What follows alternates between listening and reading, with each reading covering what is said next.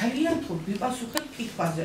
ნუ თუ დევნილებში არ აღმოჩნდა ადამიანი, რომელიც იქნებოდა ასეთი კომპეტენტური, როგორც ბატონი ირაკლი. მე არანაირი უფლება არ მაქვს ბატონ ირაკლის კომპეტენციაში. რაიმე ეჭვი შევიტანო და ვილაპარაკო მაგის კარზე და თუნდა.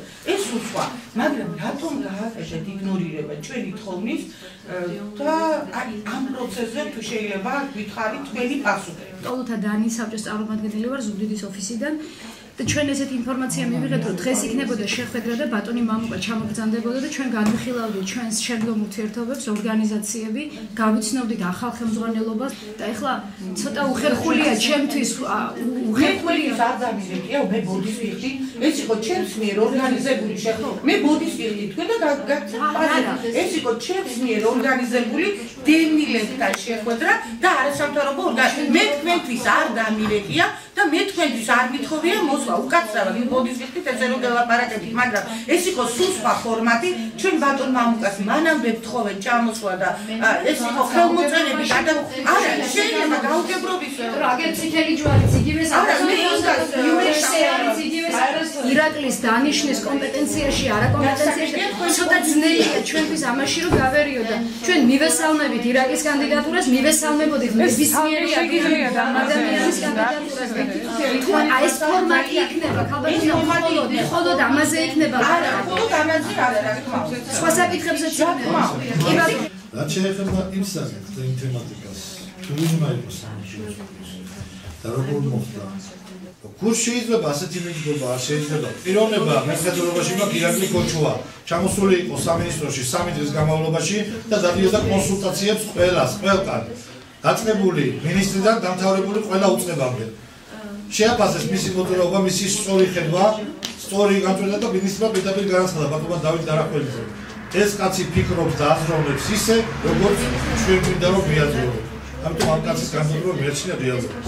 დამთავრდა ამით. რამდენი კორპუსის მშენებლობა დაიწყება და წინასწარ რამდენ ადამიანზე იქნება გაფრთხილი. მეორე შეკითხვა. გამარკვიებს შემწეობის თაობაზე.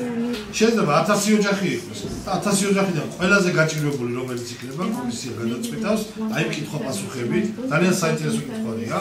უცხოელებთან ერთად მოხდა მის შემუშავება, კარგად აღმოჩნდა სოთაშორის და ისე რომ მეც არ ვიცი მის პასუხების ნომერაცია. არც არავინ არ იცის. აი ესე ხდება უკვე რეალურად. კი, თავიდან ბოლო.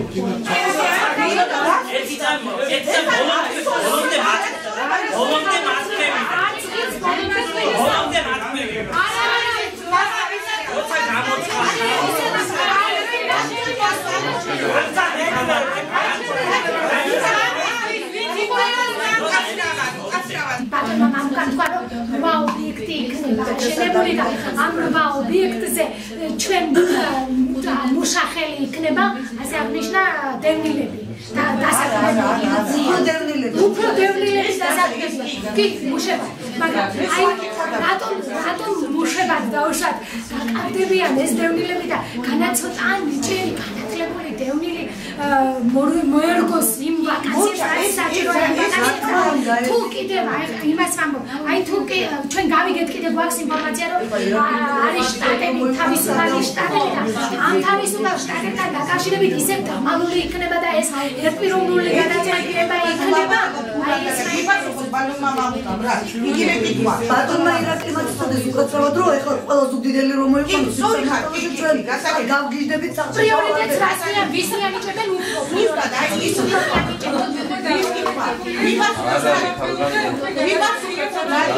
ბატონი ირაკლის გადაწყვეტილების ბატონი კაცოთიაგის კი, ეს კითხვა თქვენთან გქონდა ბატონო მესანა. ერთ დასაბუთია შიდა პრეროგატივა არის, უშუალოდ სამართლოს განსაკუთრებია, იმიტომ რომ სამართლობა წარმოაჩენს ის კადრი, რომელკანთან ერთადაც მოხდება შექმნაში მუშაობა. ბატონი ირაკლის გადასაწყვეტია, რომ ის გამოაცხადებს კონკურს ვაკანსიას თუ არა, ქოჩუა გააკეთებს ამ ყველაფერს. ვისთან თქვენთან ურთიერთშეთანხმება? სამინისტროსთან შედარებით. რა თქმა უნდა, მინისტრი მიიღებს გადაწყვეტილებას. ნებისმიერ ადამიანს აქვს გამოხატოს საკუთარი პოზიცია. თუ ვიღაცას მოიჩვენა, რომ შეხვედრა იყოს სკამებისთვის ბრძოლა, ეს არის მისი ლეგიტიმური უფლება. მაგრამ რაც შეეხება სკამებისთვის ბრძოლას, იმიტომ გაჟღერდა ეს ფრაზა, რომ ბატონი ქოჩუას დანიშნვასთან დაკავშირებით ბატონმა ცოტნიაშვილმა გააკეთა ესეთი განცხადება. მე მივიღე ერთპიროვნული გადაწყვეტილება. ვინაიდან დენილების თხოვნა იყო, რომ ამ ადგილზე ყოფილიყო დენილი პირველი და ეს თუ არ იქნებოდა გამოცხადებულიყო კონკურსი და კონკურსის წესი შეერჩიათ ამ თანამდებობაზე ადამიანი. არ იყო არც ერთი შესრულებული და არც მეორე. ბატონმა მამუკა ბრძანა რომ შეიძლება შტატებს მოემატო, შეიძლება რაღაცა.